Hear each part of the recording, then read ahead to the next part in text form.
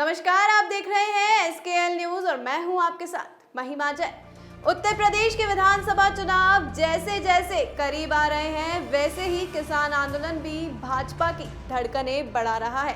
राकेश टिकैत ने कहा है कि हम बीजेपी के साथ आर पार की लड़ाई में हैं, या तो वो या फिर किसान। आने वाले विधानसभा चुनाव में किसान बीजेपी को धूल चटाने में पीछे नहीं हटेगा। इसके लिए उन्होंने योगी सरकार के घर में घुसकर यानी कि राजधानी लखनऊ में मोर्चेबंदी का ऐलान कर डाला है। प्रधानमंत्री नरेंद्र मोदी को झूठा कह डाला है और बीजेपी के खिलाफ ऐलान जंग कर डाली है। चलिए जान लेते हैं टिकैत का संपूर्ण यूपी प्लान क्या है। टिकैत कहते हैं कि देश का एक भी किसान बीजेपी को वोट देने वाला नहीं है। वे कहते हैं हमारी सीधी रणनीति उन दलों को समर्थन देना है जो भाजपा को हरा सकते हैं।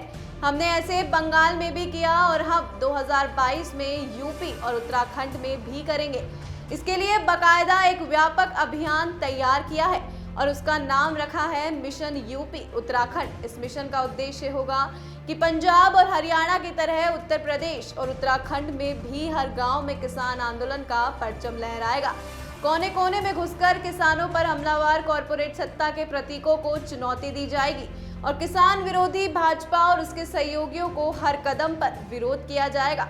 साथ ही कहा, यूपी की सरकार को हम बता देना चाहते हैं कि सही नीयत से काम करे।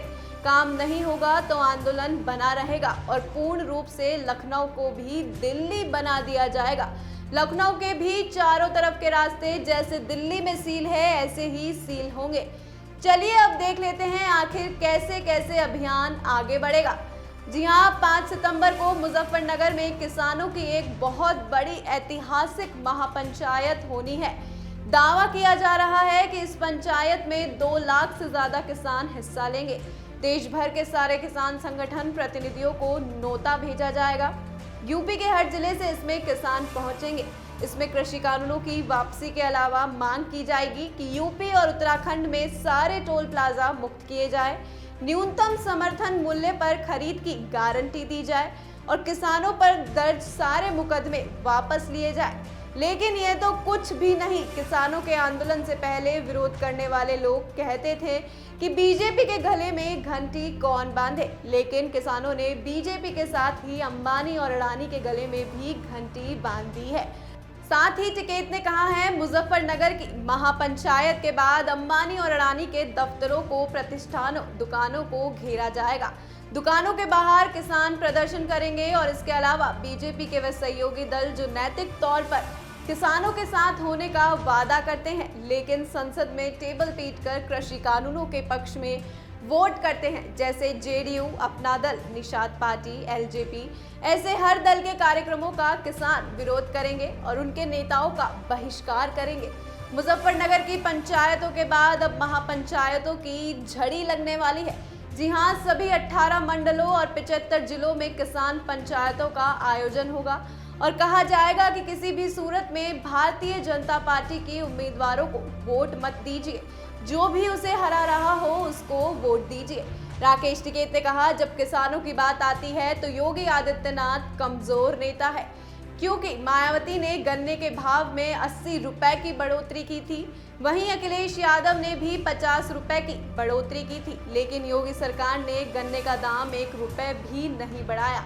टिकैत ने कहा कि योगी उन दोनों से कमजोर नेता है जो किसानों के हित में कोई निर्णय नहीं ले पा रहे हैं। इनकी तो उम्र भी कम है, इन्हें गन्ने का रेट 100 रुपए तक बढ़ा देना चाहिए। उत्तराखंड, यूपी में जिस तरह से मोर्चाबंदी का फैसला किया है उसमें सभी वर्गों की परेशानियां शामिल होंगी। रसोई गैस की आसमान छूती कीमत से लेकर 100 के पार डीजल, पेट्रोल, बेरोजगारी, नौजवानों पर लाठीचार्ज, डूबती अर्थव्यवस्था। अब ऐसे में बीजेपी की समझ में नहीं आ रहा है कि इसका तोड़ क्या निकाले और टिकैत ने कहा है कि कृषि कानून की वापसी का रास्ता लखनऊ से होकर दिल्ली पहुंचेगा।